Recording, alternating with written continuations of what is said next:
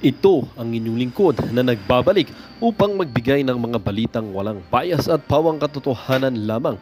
Ito ang Bayang Pinas. Ang isyuang ito ay naging usap-usapan sa buong bansa at iba't ibang social media platforms.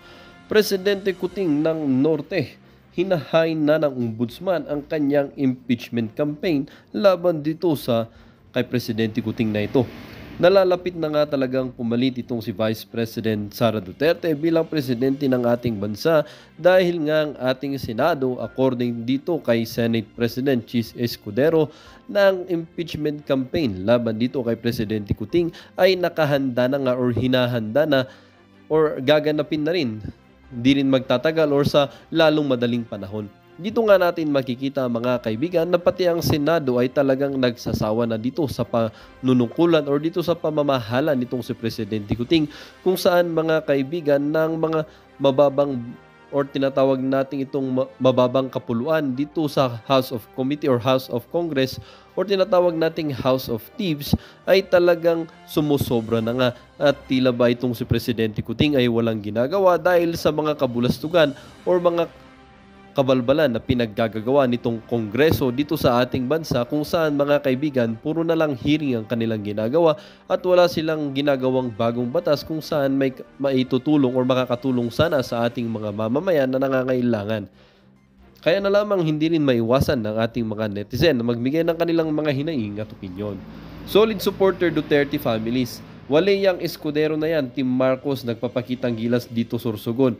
Kabastusan niyang ginagawan ng PBBM na yan, kitang-kita yung ginagawa niya, natatawa pa yung mga liporis niya. Kahit na tradisyonal ang paghingi ng relo, ang context ay humingi. Bakit di na lang sabihin, iba na lang ang ibibigay ko sa iyo at mag-utos siya ng kanyang staff para magbili ng ibang relo? Simple gesture that will justify that said tradition. Alam niya na may tradisyon na ganyan, sana pinaghanda niya din. Yung sinuot niya dapat na relo, yung pang giveaway niya, hindi yung sinusuot niya pa yung mahal na klase. Tsaka nasa response din yun kasi pwede naman kinuha niya yung number tapos nag-promise na pabadadalhan na lang siya. Kung hindi niya kayang ibigay, pwede namang sabihin bibigyan na lang kita ng iba. Wag lang ito kasi may sentimental value sa akin. Then ipakuha ko complete name niya para mabigay sa kanya yung gift. Yun, aware yata si PBBM na ganun next time sa mga susunod na presidente. Kapag ganong okasyon, wag namang suot ng tig 4 million na relo. Well, para nga sa kabuang detalye at impormasyon ay panoorin na lamang ang buong video at salamat na rin sa ating mga solid viewers sa walang sawang pagsuporta. At kung bago naman sa ating channel ay syempre huwag kakalimutang mag-subscribe, pindutin ang notification bell, piliin na rin ang all upang laging maging updated sa mga balitang bago, totoo at walang bias dito sa channel ng Bayan, ang Bayang Pinas. Huwag din pong kakalimutang mag-iwan ng like at i-share ang ating mga videos. Muli po maraming salamat and God bless.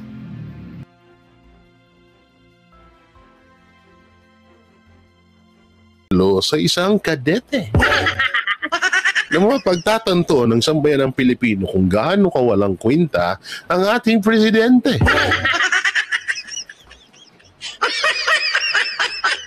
Grabe, first time. Alam niyo sa lahat to sa lahat to ng yung mga traditional, no, yung mga traditional na ginagawa lalong-lalo na sa gobyerno hindi na dito sa hindi pala sa gobyerno sa Pilipinas ay unti-unti na nawawala dahil ito pong ginagawa etong ginagawa ng mga kadete natin ito po ay isang traditional na hindi po nasinira lang po ni BBM, no? BP Sara at BBM bakit naghilahan ng diploma? Grabe naman. So eto, panoorin natin tong video ni Jojo de Guzman at eto lang, huwag lang tayo patagalin. Play! Ito yung sinasabing 20 million to, bakit mo ibibigay sa'yo? Ano? Cadet First Class, Jember Soriano, Lingayen, Pangasinan. Yan na, nilugan na ni Jojo. Pagharap, inabot. Tumulong. Akin na yung relo mo, akin na. Sabi mo, ba't ko ibibigay sa ito? 20 million to.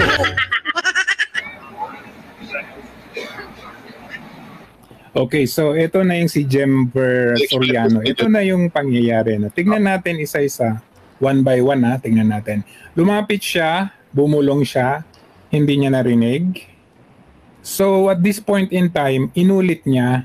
So nakita ninyo, nilapit ni Jemver yung binubulong niya.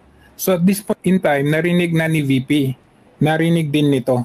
Dito sa puntong ito, tahimik pa itong si Gibo. Wala siyang reaction, kumbaga walang reaction. Kita natin, titignan natin si VP dahil narinig na niya, kasi si BBM pinaulit niya eh. Pero si VP narinig na niya yun. Kita ninyo tong hawak-hawak niya. Hawak niya yan eh. Hihilain pa ni VP yan. Yung hawak niya na yan, yan diploma yan. Hihilain ni VP yan pabalik.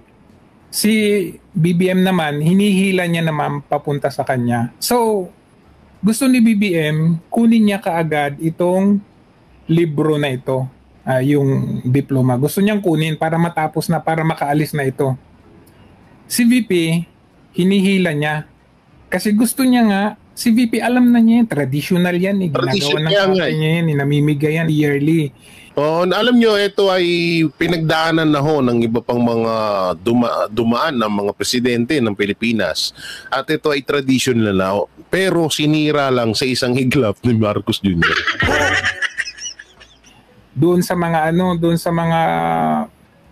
my guts na, Mr. President, can I have you watch as a gift? Meron sa mga graduates na yan, may mga guts na hihingin ang relo ni PRRD yearly yan. So naging traditional yan. Ito, sinubukan si BBM. Pero nakita ninyo, nagmamadali siyang kunin itong diploma na ito para ito makaalis na. Si VP hinihila naman niya kasi gusto nga niya ibigay eh. Bakit pahihiyain yung tao? Tama. So, ipi-play natin ito, mapapansin ninyo na hinihila ni VP itong diploma. Dito, at this point in time, ayan, hawak ni VP, hinihila niya. Okay? Hawak ni VP, ayan, hawak ni VP, hinihila niya. Hindi binigay. Ang masaklap pa ho dito, hindi na nga binigay. Hindi na nga binigay yung diploma. Ay! Nakakatawa talaga. Hindi na nga binigay, di ba binigay na yung relo? Sabi ni Marcos, masagi siguro ni Marcos, pagka bibigay sa ito 20 million yung relo ko. Jackpot gadong. Okay. Natin, hawak ni VP, hinila niya. Hawak ni VP, ayaw niyang bitawan. Hawak ni VP, ayaw niyang bitawan. Ayaw niyang bitawan. Pero hinila niya. So dito, walang reaction si Gibo. Pero nung nakalis na si Soriano, saka tumawa si Gibo. Mapapansin niyo dito, ayan na, may ibubulong si Gibo. Ayan, binulong niya kay Browner. Ayan, tapos tumawa. Ayan, oh, binulong kay Browner, tapos tumatawa sila. Ang bastos, di ba? Bastos talaga. Grabe. Tapos, chinismis pa ni BBM kay Gibo kasi alam ni BBM na hindi nag-react si... Ayan o, chinismis niya. O, ayan o, chinismis niya. Tapos si Gibo, ayan. Hindi pa tumigil si Gibo, kakatawa. Tingnan nyo si Gibo. Tumawa yan, hindi yan tumigil. Hanggang sa dalawang, ayan o, yung rilo, oh. Kapal naman ng mukha nun, parang ganun. Pahiya yung ibang kakapal ng mga pagmumukha nila. Alam niyo kung bakit? Sabi ko nga, yearly itong ginagawa kay Tatay Digong, ibinibigay ni Tatay. Oh, hindi pa tumigil si Gibo. Oo. Kaya naman siguro pala ayaw ibigay ni BBM kasi ang kanyang relo ay Patek Philippe. Kaya naman pala ka. Gago! Patek Philippe nga naman yung mahal yun eh. Ay, sorry. Kaya naman pala eh. Mahal nga naman eh. Oo, nasa 20 million ata itong ganitong relo. Kaya ibigay, kaya hindi may bigay. Gago! Pala, tumataginting na. So, ang relo nitong si Marcos Jr. Patek Philippe Nautilus 5986G. Magkano po yan? Titignan natin ang kanyang presyo. Ay 608,700. Magkano po yan sa peso? Tumataginting po na 4.5. Gago! Kaya naman pala. Hindi, mali pala ako na. Akala ko 20 million. 4.5 million pesos!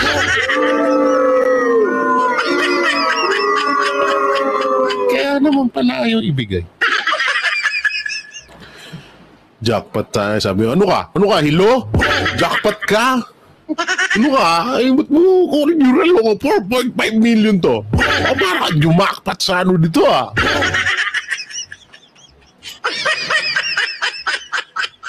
Oo nga, totoo nga yung kasabihan. Hindi kasabihan. Totoo yung sinabi dati. Kung totoo man yung sinabi dun sa movie ni Senior Marcos sa kanyang anak na si Marcos Jr. na si Bongbong Marcos, na wala kang alam sa pagiging isang pinuno ng isang bansa. Ang alam mo lang ay mag-beer house, mag-disco, at mag-coke.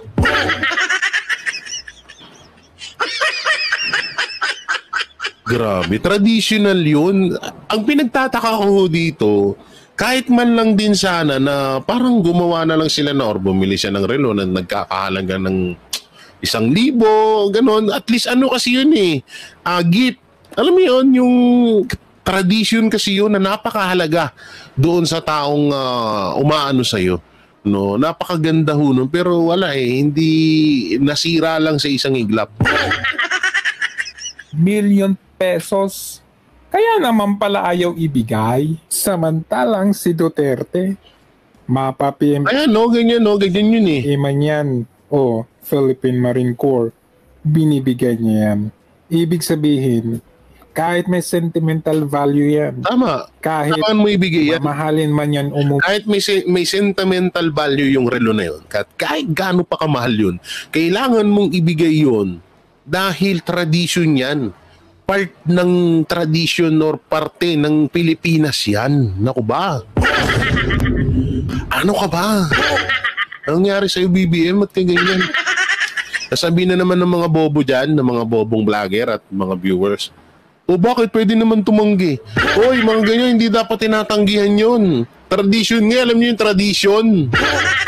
Puta na, kung hindi nyo alam yun, maglumipat kayo ng mundo. Kaya lumipat kayo ng bansa. Hindi nyo alam yung tradition.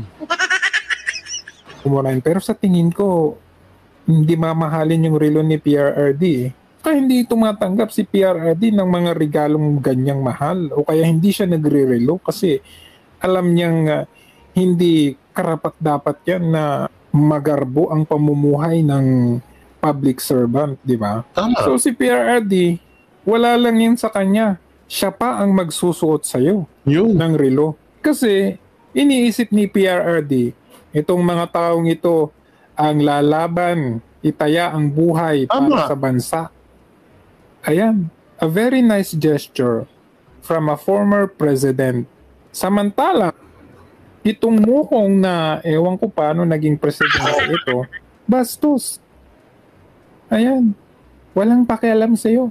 Why would I give you my watch? My Patek Philippe watch.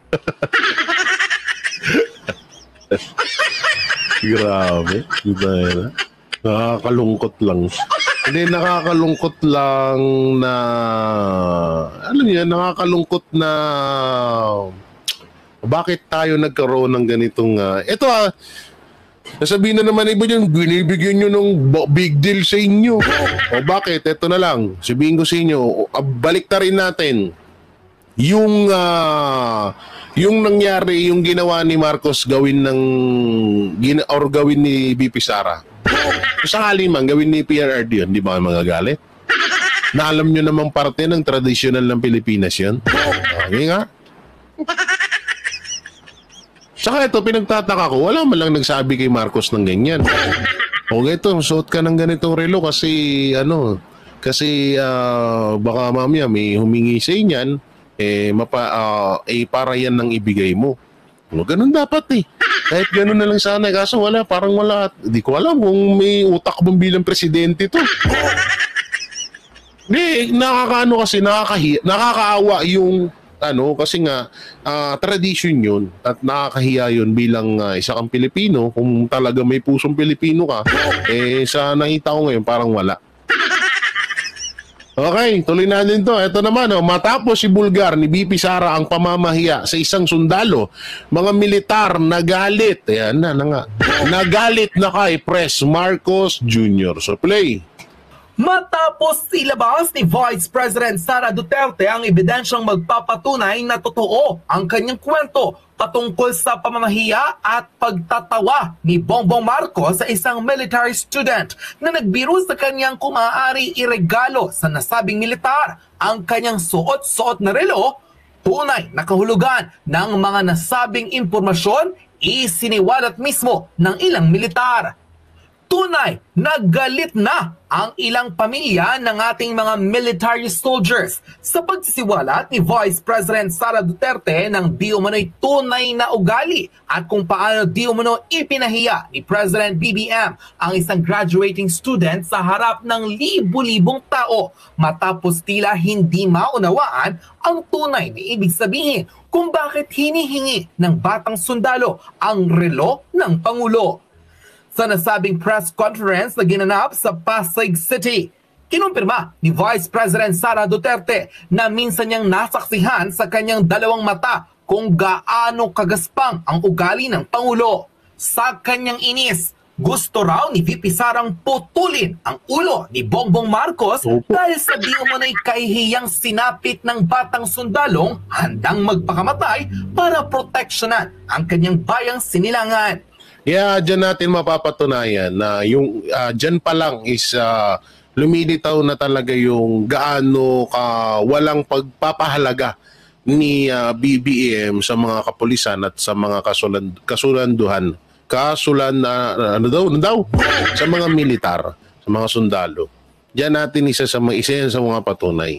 Kaya nga sobrang mahal ng mga PNP, ng mga militar, itong or mga ating mga sundalawan, mahal na mahal nila ang mga Duterte, lalo na si PRRD, dahil unang-una, yan lang ang nagmahal din sa kanila. Yan lang ang nagpahalaga sa kanila, yung si PRRD. At yung buong Duterte, pati si BP Sara Duterte. No? Pero dito natin mapagtanto na kaya pala may nagugutuman doon sa Sierra Madre ng mga sundalo or pulis. So, malamang sundalo yun. Dito pa lang, ito yung isang ebidensya na talagang wala siyang pakialam sa mga sundalo. Diba? Wala siyang pakialam. Bagay, so lahat naman hindi lang siya sundalo sa buong Pilipinas. Ayon sa pamilya at ilang mga militar, hindi naman raw talaga dapat literal ang pagbibigay ng Pangulo ng relo sa isang sundalong nagbiro sa kanya ng isang pangako. Although ginagawa raw ito ng ilang mga naging presidente, partikular na ng dating Pangulong si Rodrigo Duterte na bukod sa kanyang pagsuporta at pag-alalay sa sandatahang lakas, literal na binigay ng dating Pangulo ang kanyang relo sa isang batang sundalo. Ngunit ang tunay na ibig sabihin pala nito ay dapat ang Pangulo sa lahat ng oras handang sumuporta at umalalay sa ating sandatahang lakas. So, hindi ko na-explain na kasi ito, in-explain na rito, no? So, sa madaling salita, magbigay na lang tayong konti explanation. Sa madaling salita, is suportado or mahal ng isang presidente yung kanyang mga sundalo, kanyang mga kapulisan. Lahat yan, no? Nahanda rin niyang ibigay yung hinihiling ng isang sundalo or ng isang pulis or ng isang kapulisan sa ating mga kapulisan, handa niyang ibigay kung ano yung kagustuhan nila, no? At doon magpapakita ng tinatawag na respeto na kahit presidente ka, kailangan mong respetuhin lahat ng lalong-lalo na yung mga kapulisan at mga kasundaluhan natin. Yun. Tila hindi raw naunawaan ni Bongbong Marcos na imbes na bigyan ng mahalagang mensahe ang sundalong nagbiro sa kanya na kung maaari ibigay ang kanyang relo, tila pinagtawanan pa ito sa harap ng libu-libong Pilipino. No. Ayon mismo sa isang pamilyang galing sa militar na nagsiwalat ng buong katotohanan, mahina ang kukote ni Bonget kaya hindi niya naunawaan ang sinasabi ng graduating student sa kanya. As a person, Di talagang ito, totoo to, mahina talaga kasi unang-una, simulat sa poll, hindi lang kay PRRD, sa iba pang mga presidente na ginagawa yan. Ngayon, bilang isang presidente ka, hindi mo man lang ba pinag-aralan tong mga ganito? Hindi mo man, wala ba man lang nagsabi sa'yo? Hindi man lang ba may nagpaalala or hindi mo man lang ba pinag-aaralan yung history ng Pilipinas? who came from military family, it's a tradition na for a future soldier na sabihin sa Pangulo ang mga bagay na ito. During PRRD's time, nangyari rin ito. Although literal na binigay ng dating Pangulo ang kanyang relo sa bata, pero mas mahalaga ang naging mensahe ni Duterte sa mga sundalo noong panahon niya. And he promised that whatever happened, he will fight and give his love at all times to our military. Ang tunay na kahulugan kung bakit sinabi ng graduating student ito kay Bonget is for him to watch our soldier through thick and thin. Meaning, parang test din yon. When a soldier said, "Can I have your watch?" it also means, "Sir, can I have your back when I'm sacrificing my life as a soldier?"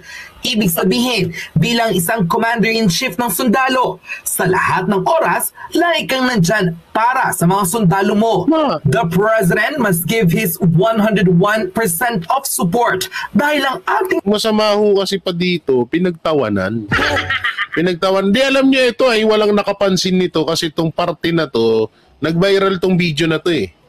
Yung tumingin si Marcos na parang gandang-ganda siya kay BP Sara. Diba natatandaan nyo? Yun eh, nag-viral tong video. Hindi natin alam, doon sa viral video na yun, ay may isa pa pala. May isa pa palang natatagong sikreto doon. Na ngayon lang lumabas. Ngayon, alam na natin. Kasi familiar tong video na to eh, na tumingin si Marcos simula baba pataas kay BP Sara na akala natin gandang-ganda. Pero yun naman talaga, gandang-ganda naman talaga siya kay BP Sara. Hindi amak na mas maganda naman si BP Sara kaysa kay Ma'am Shitars. Diba? Yun nga no, hindi natin akalain na may mas malalim pa palang nangyari doon sa video na yun. Na akala natin nag-viral lang dahil yung tinginan ni Marcos, kay BP Sara, lusawin na. Akala natin ganun, yung pala may isa pa pala. So grabe lang no, medyo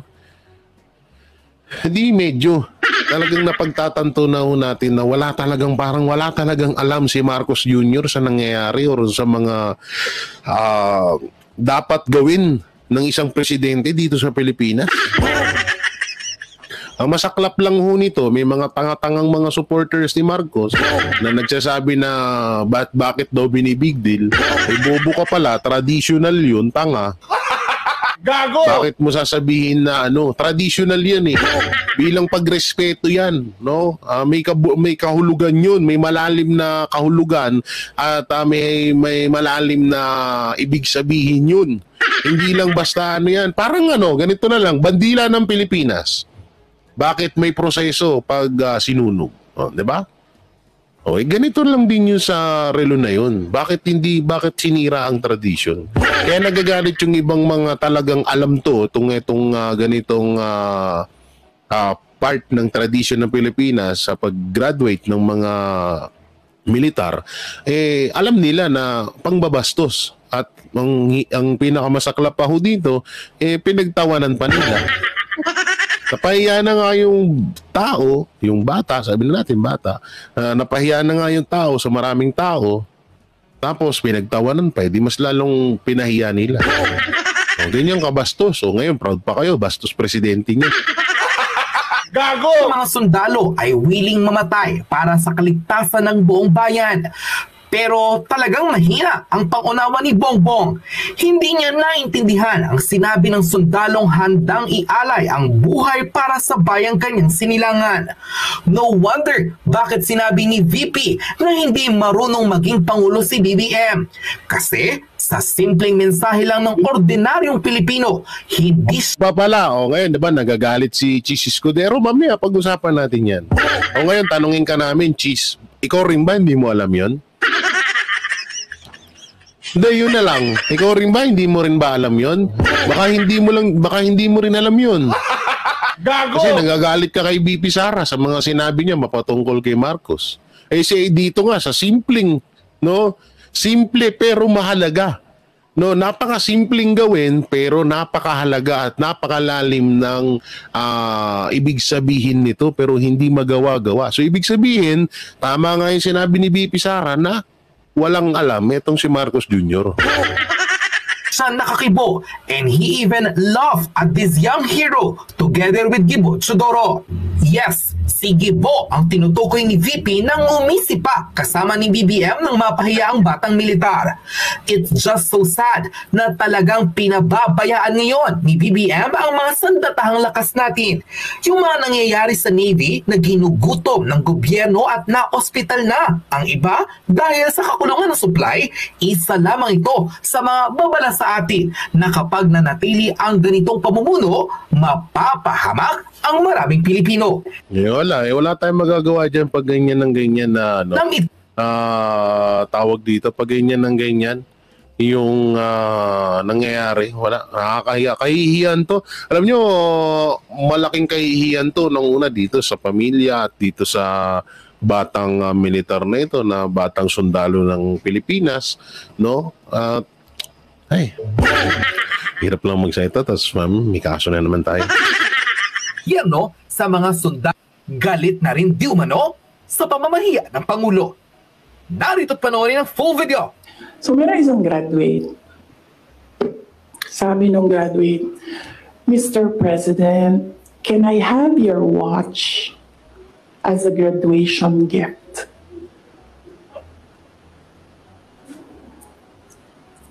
And narinig ko. Magkatapil sila nun eh. Narinig nung katabi ko. Narinig nung katabi ng katabi ko. But apparently, this guy, di niya alam kung ano isasagot niya. So ang ginawa niya, pinaulit niya sa bata. What did you say? So this time, syempre bata, hindi niya alam ba saan yung inulit ng bata, louder this time. Mr. President, can I have your watch as a graduation gift? Nasagot niya. Why? Why will I give you my watch? Bobo talaga.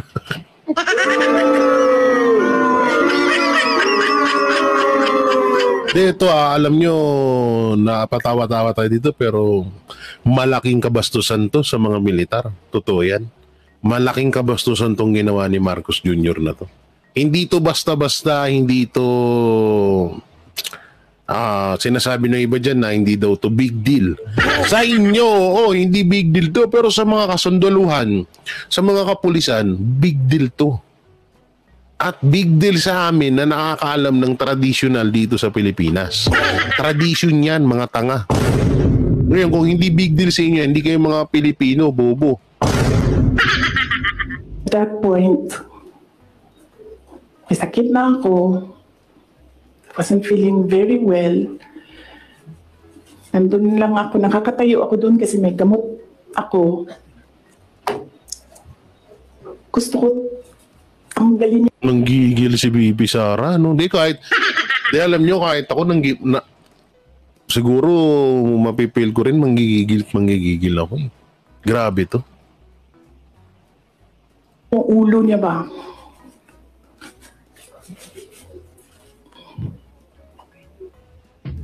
Grabe talaga.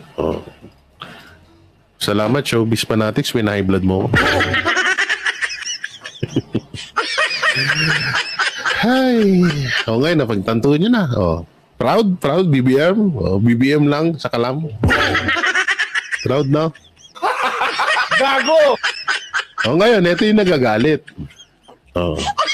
Ito yung nagagalit ngayon. Senate President Chis Escudero dismayado sa pangbabatikos ni Vice President Duterte. Panoorin natin. Samantala, dismayado si Senate President Chis Escudero sa mga naging pahayag ni Vice President Sara Duterte laban kay Pangulong Bongbong Marcos at sa kanyang pamilya. Giit naman ng ilang kongresista, itigil na ng bise ang anilay pagiging asalbata. Sa frontline na balitang yan, si Brian Basa. Puputulin daw ang ulo ni Pangulong Bongbong Marcos.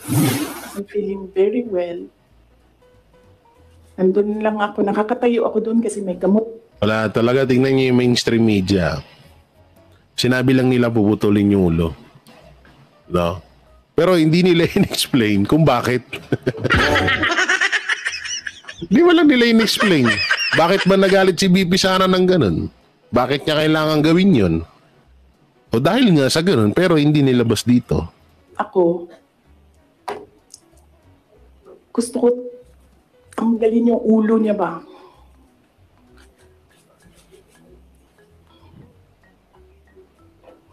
I realized toxic na yung relationship. At huhukayin ang bangkay ni dating Pangulong Ferdinand Ito rin, kaya ng bangkay. Ba't hindi nyo rin explain kung bakit? Wala talaga mainstream media ngayon. Ito, Miguel, huhukayin ko yung tatay ninyo. Itatapon ko siya sa West Philippine Sea. One of these days, papunta ako dun, kukunin ko yung katawan ng tatay niyo. Tapon ko yan. Yan ang ilan sa mga birada ni Vice President Sara Duterte noong Biyernes sa mga Marcos. Hindi yan nagustuhan ng ilang opisyal, gaya na lang ni Senate President Chis Escudero. Bakit? Kay Escudero, unbecoming o hindi angkop ang mga pahayag na yan, lalo na sa pangalawang pinakamataas na opisyal sa bansa. Hindi raw dapat idinadaan sa biro o katatawanan ang mga seryosong putulin daw ang ulo. Ito nga, nasa na yun? Na-forward ko tuloy. Nagustuhan ng ilang Senate kay Escudero, unbecoming o hindi angkop ang mga pahayag na yan, lalo na sa pangalawang pinakamataas na opisyal sa bansa. Hindi raw dapat idinadaan sa biro. Hindi ito bagay. Pwede daan sa biro o isang katatawanan. Hindi katatawanan yun. Bobo ka pala. Bobo ka pala. Anong katatawanan? Katatawanan ba yan na mabastos yung isang sundalo na hindi nabigyan ng ganon? So, ibig sabihin, katatawanan sa iyo, Jesus Escudero, ganon ba? So, ibig sabihin, isa ka rin sa walang alam sa tradisyon dito sa Pilipinas, ganon ba?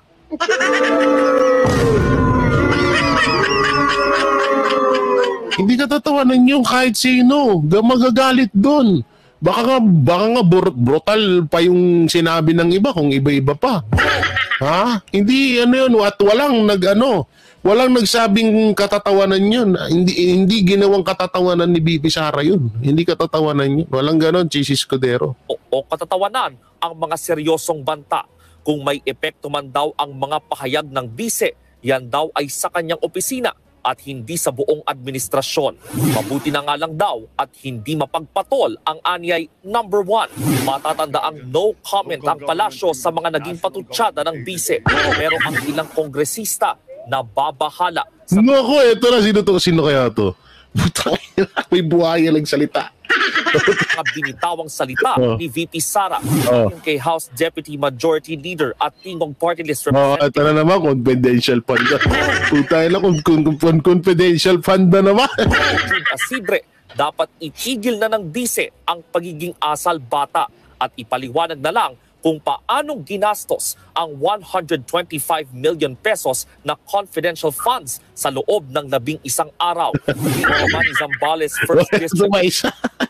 Ito ba isa? Ito si Boy Hamon, si Boy Lie Detector. Representative J. Kong Hoon, itigil na ng bise ang pambubudol at pagpapalusot. Sagutin din daw kung niloko niya ba ang militar. Wow! Tangina ngayon, si BP Sara na yung nang loko sa militar. Oo, ang galing talaga. Palakpakan natin to. Malupit tong mga baby crocodile na to. Ang galing talaga, no? Ito yung retailer na, no, na diversional tactic. Gago! Ang bilis nyong na-divert yun, ah. Ang galing nyo, ah. Ano yan? Paano ba gawin yan? Ang bilis nyo i-divert yun, lapit nyo, ah. Iba din, eh, no?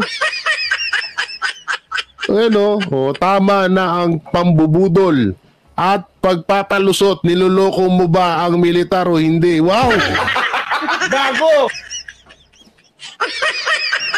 Si BP Sara pa nga yung nagloko. Si BP Sara pa ang nagloko ngayon. Isa kasi sa mga lumutang sa pagdinig ng kamera ay tila pinalabas lang daw ng DepEd sa ilalim ni VP Sara na ginamitan ng confidential funds.